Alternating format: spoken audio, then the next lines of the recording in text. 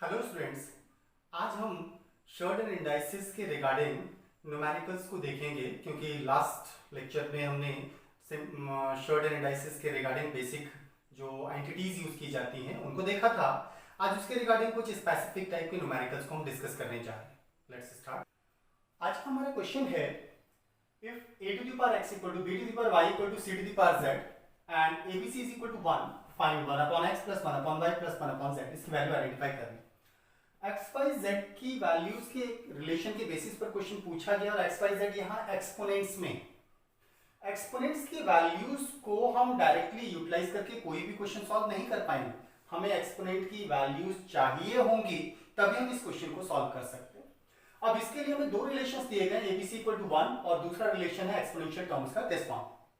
तो ऐसे केस में a to the power x, b to the power y and c to the power z ये तीनों आपस में बराबर में दिए हुए, इक्वल्स में दिए हुए। लेकिन प्रॉब्लम यह है कि बेस और एक्सपोनेंट में से कोई भी इक्वल नहीं है और सारे टर्म्स हमारे वेरिएबल टर्म्स हैं। न्यूमेरिकल टर्म्स होते तो हम उन्हें इक्वल कर देंगे, हम उन्हें इक्वल करने के बारे में ट्राई कर सकते थे। मींस जब तक बेसिस या एक्सपोनेंट सेम नहीं होंगे सॉल्व नहीं हो सकता। तो फिर हमारे पास एक ही तरीका है, क्योंकि हम बेसिस को भी इक्वल नहीं कर पाएंगे वेरिएबल फॉर्मेट में होने की वजह से, और ना ही हम एक्सपोनेंट को सॉल्व कर पाएंगे, इक्वल कर पाएंगे वेरिएबल फॉर्मेट में होने की वजह से। इसलिए हम जब इन्हें इक्वल नहीं कर पा रहे और इक्वल्स में वैल्यूज दिए थे, ऐसा करते हैं कि इन सबको एक नए वेरिएबल के बराबर कंसीडर कर लेते हैं। लेट हमने इन सबको k के बराबर कंसीडर कर। अगर ये सारे वेरिएबल्स k के बराबर हैं तो that means a to the power x k के बराबर होगा, b to the power y भी k के बराबर होगा और c to the power z की वैल्यू भी k के बराबर होगी। दैट इज ये होना चाहिए। क्लियर? हमें चाहिए a की वैल्यू। अगर a की वैल्यू चाहिए तो एक्सपोनेंट नहीं चाहिए। लास्ट टाइम हमने डिस्कस किया था अगर किसी भी टर्म का एक्सपोनेंट आपको नहीं चाहिए तो एक्सपोनेंट का रेसिप्रोकल करके पूरे का एक्सपोनेंट कर दीजिए। तो that means a to the power x का जो एक्सपोनेंट है x, इसको रिमूव करने के लिए x का रेसिप्रोकल 1 अपॉन x पूरे का एक्सपोनेंट कर देते। लेकिन ये क्योंकि एक इक्वेशन है तो इक्वेशन में कोई भी calculation both of side of the equal करना होता है, इक्वल के दोनों तरफ सेम टाइप की कैलकुलेशन करनी होती है। इसलिए अगर इधर एक्सपोनेंट 1 अपॉन x कर रहे हैं तो इस तरफ भी हमें एक्सपोनेंट 1 अपॉन x करना होगा। ऐसा करने पर किसी भी नंबर के एक्सपोनेंट का एक्सपोनेंट आपस में मल्टीप्लाई हो जाएंगे। तो a to the power x into 1 upon x that is equal to k to the power 1 upon x। x cancel हो जाएगा, so a is equal to k to the power 1 upon x। तो a की value k to the power 1 upon x हो जाती है। अब अगर आप यहां से देखें तो a इक्वल टू जो हमने k कंसीडर किया था उसका एक्सपोनेंट ये जाकर के 1 अपॉन हो गया, तो ऐसा ही यहां भी होना चाहिए। दैट मींस b की वैल्यू कितनी हो जाएगी फिर? तो b will be k to the power 1 upon y। ठीक, ऐसे ही अगर c के लिए सॉल्व करेंगे तो c will be k to the power 1 upon z। अब हमारी सारी वैल्यूज a b c की k के टर्म्स में निकल के आ गई और k के टर्म्स में k बेस सेम भी है, दैट मींस सॉल्व किया जा सकता है। नाउ जो सेकंड रिलेशन हमें दिया गया है abc equal to 1, because abc is equal to 1 ये आपको रिलेशन दिया गया। इस रिलेशन के अंदर abc की वैल्यूज को उठा के प्लेस करते हैं। तो a की वैल्यू हमारे पास k to the power 1 upon x into b की value k to the power 1 upon y into c की value k to the power 1 upon z that is equal to 1। Now basis same है, into कर रहे हैं, तो इसका मतलब ये हुआ कि सेम बेसिस पर इनटू करते समय एक्सपोनेंट्स ऐड होते हैं। That means k to the power 1 upon x plus 1 upon y plus 1 upon z equal to 1। Basis same है, एक्सपोनेंट्स ऐड होने पर k to the power 1 upon x plus 1 upon y plus 1 upon z हो जाएगा। Right side में 1। Exponential format में equal की both of side या तो बेस सेम हो या एक्सपोनेंट सेम हो तभी हम क्वेश्चन सॉल्व कर पाएंगे। लेकिन यहाँ ना तो हमारे बेस सेम है और ना ही एक्सपोनेंट, इसका तो एक्सपोनेंट है ही नहीं। तो 1 का एक्सपोनेंट 1 कंसीडर किया जा सकता है, किसी भी नंबर का कोई एक्सपोनेंट नहीं गिवन है तो 1 किया जा सकता है। लेकिन अगर 1 का एक्सपोनेंट 1 करते हैं तो भी ना तो एक्सपोनेंट सेम हुआ ना बेस सेम हुआ। दैट मींस 1 का एक्सपोनेंट 1 करने से हमारा कोई भी कॉन्सेप्ट यहाँ पर सॉल्व नहीं हो रहा है। तो फिर यहाँ एक स्पेसिफिक कंडीशन है, वो ये कि किसी भी नंबर का एक्सपोनेंट अगर 0 हो तो इसकी वैल्यू 1 होती। किसी भी नंबर का एक्सपोनेंट अगर 0 हो तो इसकी वैल्यू 1 होती। तो दैट मींस 1 की जगह हम बेस k का एक्सपोनेंट 0 ऐसा लिख पाएंगे, क्योंकि किसी भी नंबर का एक्सपोनेंट 0 उसकी वैल्यू 1। हमें बेस में k चाहिए, दैट्स व्हाई हम k टू द पावर 0 ले लेते हैं। That means k to the power 1 upon x plus 1 upon y plus 1 upon z will equal to k to the power 0। Now अब basis same, अगर basis same है तो equal होने के लिए एक्सपोनेंट की वैल्यूज को भी सेम होना चाहिए। That means 1 upon x plus 1 upon y plus 1 upon z should be equal to 0। हमसे यही पूछा गया था 1/x plus 1/y plus 1/z की वैल्यू कितनी है, that is equal to 0। Clear? Next question देखते हैं। नेक्स्ट क्वेश्चन इज सिंपलीफाई करने के लिए कहा गया है simplify 1/1 plus a to the power x minus 1 x minus y plus 1/1 plus a to the power y minus x। इसे simplify करें। एक्सपोनेंशियल टर्म्स के अकॉर्डिंग देखें तो एक्सपोनेंट्स यहां और यहां यूज किए गए, और इस पूरे को सिंपलीफाई करने का मतलब यह है कि एक्सपोनेंशियल टर्म्स किसी तरह से सिंपलीफाई। तो ऐसे में हमारे पास कॉन्सेप्ट था कि अगर दो terms with the same basis अलग अलग एक्सपोनेंट्स हो, मल्टीप्लाई करते समय एक्सपोनेंट्स ऐड होते हैं, जबकि दो terms same exponent sorry same basis अलग अलग एक्सपोनेंट तो डिवाइड करते समय सब्ट्रैक्ट होते हैं, दैट इज। और यहां सब्ट्रैक्शन हुआ है, इसका मतलब सेम बेसिस पर एक्सपोनेंट्स डिवाइड में होने चाहिए। ओके, इट मींस इसको लिखा जा सकता है 1 plus a to the power x into a to the power minus y। हम ऐसा लिख पाएंगे। Clear? That would be 1/1 plus a to the power x। अब किसी भी नंबर का एक्सपोनेंट अगर नेगेटिव है तो फिर इसको पॉजिटिव करने के लिए हम 1/1 लिख सकते हैं a to the power y, that is ऐसा लिखा जा सकता है। It means 1/1 plus a to the power x upon a to the power y। ये डायरेक्टली लिखा जा सकता था क्योंकि सेम बेसिस पर एक्सपोनेंट अगर अलग अलग है और हम डिवाइड कर रहे हैं तो सेम बेस पर एक्सपोनेंट सब्ट्रैक्ट होते हैं, तो इसकी जगह डायरेक्टली ऐसा लिखा जा सकता था। क्लियर? तो राइट साइड सेकंड टर्म के लिए देखते हैं तो 1/1 plus a to the power y minus x, so it will be a to the power y upon a to the power x। ऐसा हो जाएगा। नाउ इस टर्म में सिंपलीफाई करने के लिए अपॉन 1 करके एलसीएम ले लेते हैं, ऐसे ही इधर भी सिंपलीफाई करने के लिए अपॉन 1 करके एलसीएम ले लेते हैं। तो एलसीएम लेने पर टर्म्स क्या होते हैं, चलिए उन्हें देखें। इसमें अगर एलसीएम ले जाएगा तो एलसीएम हो जाएगा a to the power y, तो that is a to the power y हो गया एलसीएम, और इसका न्यूमरेटर हो जाएगा a to the power y plus a to the power x, a to the power y plus a to the power x, और ये पूरी value 1 के अपॉन में, तो that is 1 upon this one, ऐसा होना चाहिए। इसको देखें, इसमें भी LCM a to the power x LCM हो जाएगा, तो that would be a to the power x LCM 1 से डिवाइड करेंगे a to the power x and plus a to the power y, ये एंड दैट्स अगेन 1 के upon में। Now किसी भी एक नंबर को अगर हम किसी एक फ्रैक्शन से डिवाइड करते हैं तो फ्रैक्शन का डिनोमिनेटर ऊपर मल्टीप्लाई में चला जाता है, तो x इंटू बी अपॉन ए, ऐसा लिखा जा सकता है। तो ऐसे ही एक नंबर को एक फ्रैक्शन से अगर हम डिवाइड कर रहे हैं तो इसका डिनोमिनेटर ऊपर मल्टीप्लाई में चला जाएगा, ऐसे ही एक नंबर को एक फ्रैक्शन से डिवाइड कर रहे हैं तो इसका भी डिनोमिनेटर ऊपर मल्टीप्लाई में चला जाएगा, so that would be a to the power y upon a to the power y plus a to the power x, and plus इधर भी a to the power x upon a to the power x plus a to the power y। Now a to the power x a to the power y a to the power x a to the power y plus में, तो इसका मतलब denominator same है, और अगर denominator same हो तो numerators को डायरेक्टली सिंपलीफाई किया जा सकता है, तो that is a to the power x plus a to the power y, और ऊपर a to the power y plus a to the power x, ये हो जाएगा क्योंकि डिनोमिनेटर सेम था तो एज इट इज लिखा, न्यूमरेटर्स आपस में ऐड हो जाते हैं, a to the power x plus a to the power y a to the power x plus a to the power y, like terms का divide that is 1, so solution will be 1। तो इस पूरे function का simplest value 1 हो जाता है। Clear? Next question simplify करना है 5 to the power n plus 3 minus 6 into 5 to the power n plus 1 divided by 9 into 5 to the power n minus 5 to the power n into 2 to the power 2। Actually simplify करने के लिए कहा गया है, तो that means हमारे पास equal में तो कोई वैल्यू है नहीं, तो n की वैल्यू फाइंड करने का तो कांसेप्ट नहीं बन रहा। दैट मींस इसके अंदर से एक्सपोनेंट n एलिमिनेट होना चाहिए। अब एक्सपोनेंट n जो है वो एलिमिनेट तभी हो सकता है जब सेम बेस हो, तो सेम बेसिस है। अब सेम बेसिस पर एक्सपोनेंट भी सेम हो जाए तो एलिमिनेट किया जा सकता है। Now 5 to the power n plus 3 exponent add हो रहे हैं, ऐड कब होते हैं, जब सेम बेसिस पर अलग अलग नंबर्स को मल्टीप्लाई किया जा रहा है, दैट मींस इसे ऐसा लिखा जा सकता है, सेम बेसिस पर एक्सपोनेंट्स ऐड हो जाते हैं, दैट मींस ऐसा लिख सकते हैं। ऐसे ही 6 into 5 to the power n into 5 to the power 1, same basis पर एक्सपोनेंट्स ऐड हो जाते हैं। नाउ बेस में अगर हम देखें तो इसे लिखा जा सकता है 9 into 5 to the power n minus 5 to the power n, तो 5 टू द पावर n दोनों में से कॉमन आ रहा है, तो 5 to the power n common ले लेते हैं, तो 9 minus 2 square is that is 2 square.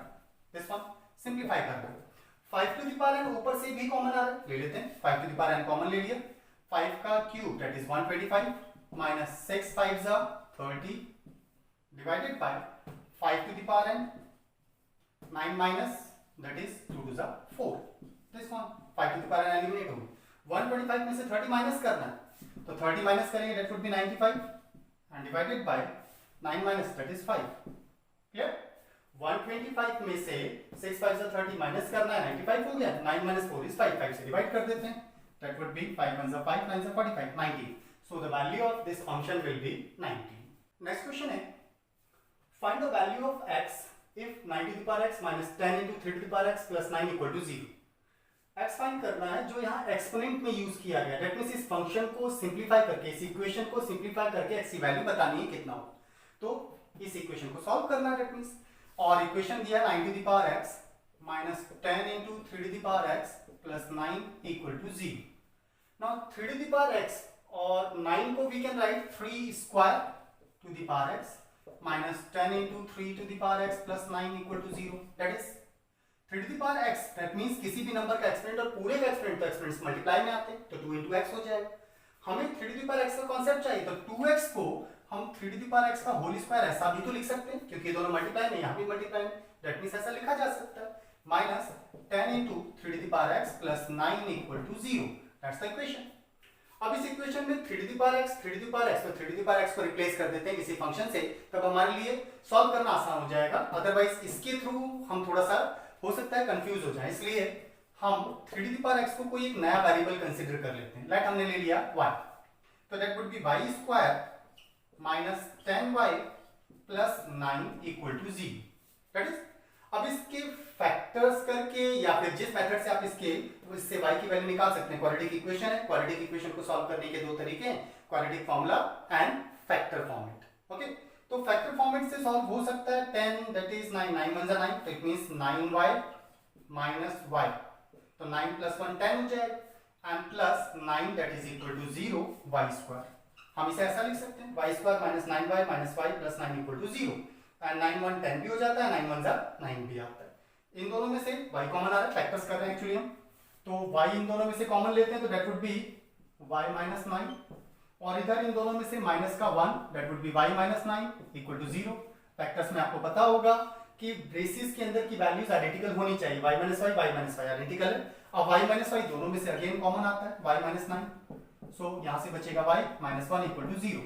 तो यहां से y की दो वैल्यूज हो गई. इसको सिंप्लीफाई करेंगे क्योंकि दो वैल्यूज का प्रोडक्ट अगर 0 के बराबर है तो either one of them should be 0, या तो ये 0 होगा या ये 0 होगा. कौन सा 0 है इट डजंट मैटर. अगर y माइनस 9 इक्वल टू 0 होता है तो y इक्वल टू 9 हो जाएगा, और अगर y माइनस 1 इक्वल टू 0 तो that means y equal to 1 हो जाएगा. तो y की दो वैल्यूज आ गई हमारे पास 9 एंड 1. अब y हमने किसको कंसीडर किया, 3 to the power x को. ओके, तो इट मींस अगर हम देखते हैं कि y को लेते हैं 9, y की वैल्यू अगर हम 9 लेते हैं तो y क्या है 3 to the power x that is equal to 9. अगर हम 9 को 3 के फॉर्मेट में देखें तो 9 होता है कितना, 3 का square that is 3 to the power x. Basis same है, बीच में इक्वल का साइन, सो एक्सपोनेंट भी सेम होने चाहिए तभी इक्वल होंगे. That means x equal to 2, तो x की वैल्यू 2 हो जाती है. लेकिन अगर हम y इक्वल टू 1 लेते हैं, अगर y इक्वल टू 1 लिया जाता है, y की वैल्यू अगर 1 लेते हैं तो y है 3 to the power x, 3 to the power x equal to 1. 1 अभी हमने देखा था एक्चुअली 3 के फॉर्मेट में 1 को लिखा जाए तो किसी भी नंबर का एक्सपोनेंट 0 की वैल्यू 1 होती है. किसी भी नंबर का एक्सपोनेंट अगर 0 है तो 1 हो जाएगा. ऐसा इसलिए किया ताकि हमारे बेसिस सेम हो जाए. तो बेसिस सेम हो गए तो एक्सपोनेंट की वैल्यू x इक्वल टू 0 हो जाएगी. दैट मींस x की वैल्यू या तो 0 होगी या x इक्वल टू 2. तो x की दो वैल्यूज हो जाती हैं 2 एंड 0. क्लियर? नेक्स्ट क्वेश्चन है, if 3 to the power x plus 4 is equal to 3 to the power x plus 2 plus 24, find the value of x. इसको सॉल्व करके x की वैल्यू आइडेंटिफाई करनी है. अगर x आइडेंटिफाई करना है तो एक्सपोनेंशियल टर्म्स दोनों एक तरफ कर लेते हैं. सो that would B 3 to the power x plus 4 minus इधर आकर माइनस हो जाएगा 3 to the power x plus 2 that is equal to 24. ऐसा लिखा जा सकता है. अब इनमें से 3 to the power x के टर्म्स में हम इसको लिख सकते हैं 3 to the power x into 3 to the power 4, क्योंकि सेम बेसिस पर एक्सपोनेंट्स मल्टीप्लाई करते समय ऐड होते हैं. दैट मींस इसे ऐसा लिखा जा सकता है. Similarly 3 to the power x into 3 to the power 2 ऐसा लिख पाएंगे क्योंकि सेम बेसिस पर इनटू करते समय एक्सपोनेंट्स ऐड होते हैं. That is equal to 24. अब इन दोनों में से 3 to the power x common लिया जा सकता है, तो 3 to the power x common है. 3 to the power 4 that is 81 minus 3 square is 9 equal to 24. So 3 to the power x will be 81 minus 24 upon 81 minus 9 that is 72. Divide में चला जाएगा. 24 3s are 72. That means 1 by 3. That means 3 to the power x will equal to 1/3, that is. अब 1/3 को 3 के format में अगर हम exponential format में लिखें तो 1/3, 3 का एक्सपोनेंट कुछ नहीं तो 1 होगा। अगर हम वैल्यू को रिवर्स करते हैं तो एक्सपोनेंट का साइन चेंज हो जाएगा, सो 3x will equal to 3 1/3 को 3 ऐसा लिखा जा सकता है। इक्वल के both of side basis same है, अगर बेसिस सेम है तो एक्सपोनेंट की वैल्यू सेम होनी चाहिए, so x should be equal to -1, तो x की वैल्यू -1 हो जाती है। क्लियर? अभी तक हम एक्सपोनेंशियल टर्म्स के रिगार्डिंग बात कर रहे थे, चलिए अब शॉर्ट्स के रिगार्डिंग न्यूमेरिकल्स को देखते हैं। तो पहला क्वेश्चन है शॉर्ट्स के regarding, compare 2 short indices 4, 3 indices 2, 4 indices 3 and arrange in ascending order. Compare करना है 3 शॉर्ट्स को जिसमें एक का इंडाइसिस 4, दूसरा इंडाइसिस 2 और तीसरा इंडाइसिस 3, और इन्हें अरेंज करना है असेंडिंग ऑर्डर में।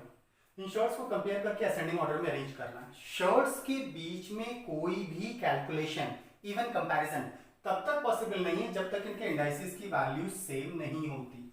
अगर इंडाइसिस सेम नहीं है तो हम कोई कैलकुलेशन नहीं कर सकते, इवन कंपैरिजन भी पॉसिबल नहीं, इसलिए इंडाइसिस सेम होना जरूरी। अब इंडाइसिस अगर सेम नहीं है तो फिर इंडाइसिस को सेम बनाओ। इंडाइसिस को सेम बनाने के लिए क्या कर सकते हैं, तो जो भी इंडाइसिस दिया गया उन सबका एलसीएम ले लेते हैं। तो एलसीएम ऑफ इंडाइसिस, कर्णी घातों का एलसीएम ले लें, तो 4, 2 एंड 3 जो आपको इंडाइसिस दे रखे थे कर्णी घात उनका एलसीएम, तो 4, 2 एंड 3 का एलसीएम दैट इज 12। तो सबको 12 के फॉर्मेट में कन्वर्ट कर लेते हैं। अब कन्वर्ट कैसे करें, इसके लिए एक्चुअली हमने पढ़ा था कि किसी भी नंबर का एक्सपोनेंट और इस पूरे के शर्ट का इंडाइसिस अगर सेम हो तो इंडाइसिस एंड एक्सपोनेंट एलिमिनेट होकर हमें बेस वैल्यू देते हैं। इसका मतलब किसी नंबर का एक्सपोनेंट और उसके इंडाइसिस की वैल्यू सेम होने से नंबर पर कोई फर्क नहीं पड़ता, ऐसा किया जा सकता है। तो ऐसे में जो 2 इंडाइसिस 4 आपको दे रखा है, इस 4 को अगर एलसीएम के बराबर बनाना हो तो 4 को कितने से मल्टीप्लाई करें, 3 से। अगर हम इंडाइसिस को 3 से मल्टीप्लाई कर रहे हैं तो इंटरनल वैल्यू का एक्सपोनेंट भी 3 कर देते हैं, इससे रूल के अकॉर्डिंग कोई फर्क नहीं पड़ेगा, 3 और 3 कैंसिल हो जाएगा, यही बचेगा। दैट मींस इसको ऐसा लिखा जा सकता है। ठीक इसी तरीके से अगर हम सेकंड टर्म को देखें, इसका इंडाइसिस 2 है तो 2 को कितने से मल्टीप्लाई करेंगे, 12 होगा, तो 2 को 6 से मल्टीप्लाई करने पर 12 हो जाएगा, तो इंटरनल नंबर का एक्सपोनेंट भी 6 कर देते हैं। ठीक इसी तरीके से 4 की अगर हम बात करें तो 4 का इंडाइसिस 3 दिया था, 3 को 12 बनाना तो 4 से मल्टीप्लाई करते हैं, इंटरनल नंबर का एक्सपोनेंट भी 4 कर देते हैं। दैट मींस इन नंबर्स को ऐसा लिखा जा सकता है। ऐसा करने पर सारे ही शर्ट्स के इंडाइसिस की वैल्यू हमारी सेम हो जाती है, तो 3 4 12, दैट इज 6 2 12 एंड 4 3 12, सारे इंडाइसिस हमारे सेम हो गए। और अगर इंडाइसिस सेम है तो इंटरनल वैल्यूज में से जो सबसे बड़ी है वो सबसे बड़े शर्ट को डिनोट करेगी। Clear? 2 to the power 3 simplify कर सकते हैं, दैट इज 8 होता है। 3 to the power 6 that is 729 and 4 to the power 4 16 256 हो जाएगा, दैट इज। अभी डायरेक्टली कैसे किया, एक्चुअली 3 to the power 6 को we can write 3 to the power 3 into 3 to the power 3 ऐसा लिख सकते हैं। Clear? 3 to the power 3 that is 27 and 3 to the power 3 27, तो 27 का स्क्वायर दैट इज 729। क्लियर? अब 3 to the power 6 को 3 to the power 3 into 3 to the power 3 ही क्यों लिखा, क्योंकि सेम बेसिस पर एक्सपोनेंट्स आपस में ऐड करने पर मल्टीप्लाई करते समय ऐड होते हैं, सो 3 3 6 हो जाएगा। अब 6 को 3 3 के फॉर्मेट में इसलिए कन्वर्ट किया ताकि ये स्क्वायर का फॉर्मेट बन जाए। 27 का स्क्वायर आपको याद होना चाहिए, दैट मींस हम डायरेक्टली इसको लिख सकते हैं। ठीक है, सी 4 to the power 4, तो 4 to the power 4 को अगर आप लिखेंगे तो that would B 4 to the power 4, तो इसको हम 4 स्क्वायर into 4 स्क्वायर ऐसा लिख सकते हैं। सेम बेसिस पर मल्टीप्लाई में एक्सपोनेंट्स ऐड हो जाएंगे। 4 स्क्वायर 16 होता है, 4 स्क्वायर 16, तो दैट वुड बी 256। 16 का स्क्वायर याद होना चाहिए। नाउ शॉर्ट के इंडाइसिस की वैल्यू सेम होने पर शॉर्ट के अंदर जो सबसे बड़ा नंबर है वो सबसे बड़ी वैल्यू को डिनोट करे। हमसे कहा असेंडिंग ऑर्डर में अरेंज करो, तो असेंडिंग ऑर्डर में सबसे पहले सबसे छोटा नंबर आता है, दैट इज, इसके बाद इससे बड़ा, तो दैट इज दिस वन, तो 256 आएगा, and last one is 729 indices 12, that is, ये असेंडिंग ऑर्डर हो गया। लेकिन हमारा क्वेश्चन शॉर्ट में 2 3 4 के लिए, ये हमारा क्वेश्चन नहीं, तो इन्हें उस फॉर्म में कन्वर्ट करके सॉल्यूशन देना होता है। सो 8 किसको सॉल्व करके है, दैट इज दिस वन, तो 2 indices 4 is the smallest value. Second largest हमारा हो जाएगा, ये सॉल्व करके किसको आया, 4 इंडाइसिस 3 को, that is, and last largest value हमारी हो जाएगी 3 इंडाइसिस 2। ये हमारा असेंडिंग ऑर्डर हो जाता है। क्लियर? चलिए शॉर्ट से कंपैरिजन के रिगार्डिंग एक और क्वेश्चन लेते हैं। नेक्स्ट क्वेश्चन है 5 indices 3, 4 indices 5 and 3 indices 4 arrange in descending order. Descending means घटते हुए क्रम में, सबसे बड़ा फिर उससे छोटा, उससे छोटा, दैट्स द डिसेंडिंग ऑर्डर। घटते हुए क्रम, अवरोही क्रम में इसको व्यवस्थित करने के लिए कहा गया। नाउ फिर से अगर हम शर्ट्स के इंडाइसिस की बात करें तो 3, 5, 4 इंडाइसिस जब तक सेम नहीं है, अगेन कंपैरिजन पॉसिबल नहीं, तो इंडाइसिस सेम करने के लिए एलसीएम लेते हैं। तो एलसीएम ऑफ इंडाइसिस कर्णिक घातों का एलसीएम ले रहे हैं, तो 3, 5 एंड 4 का एलसीएम लेते हैं, तो दैट वुड बी 60। तो इनका एलसीएम 60 हो गया। सारे इंडाइसिस को 60 के बराबर बनाने के लिए जो आप कर सकते हैं वो करिए। यहाँ इंडाइसिस 3 है, तो 3 को कितने से मल्टीप्लाई करने पर 60 होगा, तो 3 मल्टीप्लाइड बाय 20, तो इंटरनल नंबर का एक्सपोनेंट भी 20 कर देते हैं। इधर 5 को कितने से मल्टीप्लाई करेंगे 60 होगा, तो दैट वुड बी 12, तो इंटरनल वैल्यू का एक्सपोनेंट भी 12 कर लेते हैं। एंड लास्ट वन इज 4 को कितने से मल्टीप्लाई करेंगे 60 होगा, दैट मींस 15 से मल्टीप्लाई करने पर 20, तो इंटरनल वैल्यू का एक्सपोनेंट भी 15 कर लेते हैं। क्योंकि शर्ट का इंडाइसिस और एक्सपोनेंट की वैल्यू सेम होने से नंबर पर कोई फर्क नहीं पड़ता है, दैट्स द रूल। इसलिए हम ऐसा कर सकते हैं। नाउ सारे शर्ट्स की अगर हम बात करें तो that is 60, this one again 60, और अगली बात करें तो ये भी 60। अब हमारे सारे शर्ट्स के इंडाइसिस की वैल्यू सेम होगी, इंटरनल वैल्यूज को कंपेयर करना है। 5 to the power 20, actually 5 to the power 20 solvable नहीं है, बहुत बड़ा एक्सपोनेंट है, इसको सॉल्व नहीं किया जा सकता। नेक्स्ट देखें 4 to the power 12, ये भी बहुत बड़ा एक्सपोनेंट है, इसकी वैल्यू भी हम कैलकुलेट नहीं कर पाएंगे। एंड 3 to the power 15, ये भी बहुत बड़ा एक्सपोनेंट है। ना पिछले वाले क्वेश्चन में एक्सपोनेंट की वैल्यूज छोटी थी जिनको हमने इजीली सॉल्व कर लिया था, इसलिए हम कंपेयर कर पाए थे। लेकिन इस बार इंडाइसिस सेम होने के बाद भी इंटरनल वैल्यूज को हम डायरेक्टली सॉल्व इसलिए नहीं कर पा रहे हैं क्योंकि ये एक्सपोनेंट की वैल्यूज बहुत बड़ी है, इतने बड़े एक्सपोनेंट की वैल्यू कैलकुलेट करना पॉसिबल नहीं है हमारे लिए। तो फिर एक और सब्स्टिट्यूट मेथड बच सकता है, वो ये है कि अगर हम बेसिस के अकॉर्डिंग देखें तो बेस में किसका बेस सबसे बड़ा, ये सबसे बड़ा बेस हो गया, और एक्सपोनेंट किसका बड़ा, एक्सपोनेंट भी इसी का सबसे बड़ा, so that should be the largest number. That means इन तीनों में सबसे बड़ा नंबर ये हो जाता है। अगर बेस भी बड़ा है, एक्सपोनेंट भी बड़ा है, तो दैट मींस डेफिनेटली सबसे बड़ा नंबर ये हो जाए। तो लार्जेस्ट नंबर इन तीनों में से हमारे पास हो गया, that is 5 to the power 20 indices 60, जो किसको सॉल्व करके आया है, ये सॉल्व करके आया है 5 इंडाइसिस 3 को। तो इन तीनों में से सबसे बड़ा नंबर तो ये हो जाता है। अब इन दोनों में देखें बेस किसका बड़ा, बेस 4 का, और एक्सपोनेंट किसका बड़ा, एक्सपोनेंट 3 का बड़ा। अब हम उस फॉर्मेट को यहां यूज नहीं कर पाएंगे, डायरेक्टली कंपैरिजन अब पॉसिबल नहीं। 4 to the power 12 and 3 to the power 15, इसको हम डायरेक्टली कंपेयर नहीं कर पा रहे हैं, एक्सपोनेंट बड़े हैं, सॉल्व नहीं हो सकते, डायरेक्टली कंपैरिजन पॉसिबल नहीं। तो फिर तब तक सॉल्व किया ही नहीं जा सकता जब तक बेस या एक्सपोनेंट में से कोई एक वैल्यू सेम ना हो जाए। ना तो यहाँ बेसिस सेम है ना एक्सपोनेंट सेम। अब बेसिस को सेम करना हमारे लिए पॉसिबल नहीं है, एक्सपोनेंट को ट्राई कर सकते हैं। एक्सपोनेंट की वैल्यू बड़ी है, अगर ये वैल्यू छोटी होती तो हम सॉल्व कर रहे थे, तो छोटा बनाने की कोशिश करते हैं। छोटा बनाने का तरीका होता है HCF, तो HCF ऑफ एक्सपोनेंट्स लेते हैं। अगर आप वैल्यूज को छोटा बनाने जा रहे हैं तो फिर HCF लेते हैं, बड़ा करना है तो LCM होता है। तो 12 और 15 का हम HCF ले रहे हैं, और 12 और 15 का HCF कितना हो जाएगा, ऐसा नंबर जिससे दोनों कंप्लीटली डिविजिबल हैं, that should be the largest number, तो दैट इज 3। इट मींस इन दोनों का HCF 3 हो जाएगा। हम दोनों के ही एक्सपोनेंट को जो आपने HCF निकाला है उसके बराबर बनाने की कोशिश करेंगे, एटलीस्ट एक वैल्यू तो सेम हो जाए हमारे, इसलिए ऐसा करें। नाउ 4 to the power जो 12 है, 12 कब आएगा, किसी भी नंबर के एक्सपोनेंट का भी एक्सपोनेंट तो मल्टीप्लाई हो जाता है, इट मींस 3 से इसको डिवाइड किया, 3 4 12, ऐसा लिखा जा सकता है, 4 3 12 हो जाएगा। And similarly 3 to the power कितना रखें कि 15 हो जाए, तो 3 5 15, दैट इज 5 3 15 हो जाए। इनको ऐसा लिखा जा सकता है। अब जो एक्सपोनेंट सेम है उनको एज इट इज रहने देते हैं, इंटरनल वैल्यूज को सॉल्व कर लेते हैं। तो 4 to the power 4 that is 256 to the power 3, 3 to the power 5 that is 243 to the power 3, that is ऐसा हो जाएगा। क्लियर? नाउ इनको सॉल्व करके वैल्यूज जो आई हैं, इसमें क्योंकि एक्सपोनेंट सेम है तो बेस जिसका बड़ा होगा वो वैल्यू बड़ी हो जाएगी, तो that means this one is greater than that one. तो ये बड़ा नंबर हो गया, ये छोटा हो गया। हमसे कहा था डिसेंडिंग ऑर्डर में अरेंज करो, तो डिसेंडिंग ऑर्डर के लिए सबसे बड़ा नंबर ये है, सेकंड लार्जेस्ट ये है, थर्ड ये, तो that means that should be the descending order. ये हमारा डिसेंडिंग ऑर्डर हो जाना चाहिए, सबसे बड़ा नंबर उससे छोटा उससे छोटा। क्लियर?